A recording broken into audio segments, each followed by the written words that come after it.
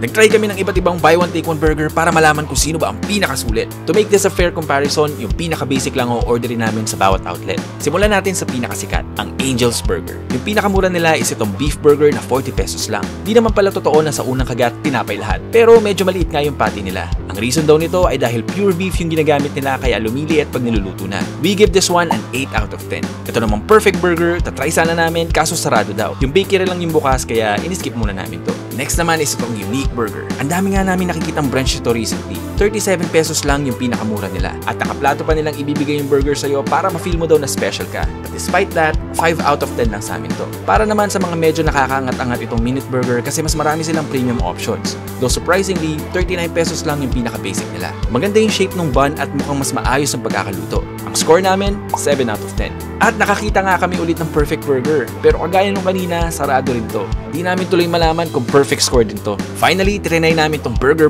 sa loob ng mall. 45 pesos lang ang pinakamura nila. Ito yung pinakamahal sa lahat ng natry namin. But ironically, ito yung pinaka hindi namin na-enjoy. 3 out of 10 lang sa amin to. Pero dahil may sesame seeds siya, plus 1 point, making the final score 4 out of 10. Agree ka ba sa scores namin? I-comment mo dito kung ano yung favorite mong buy one take one burger.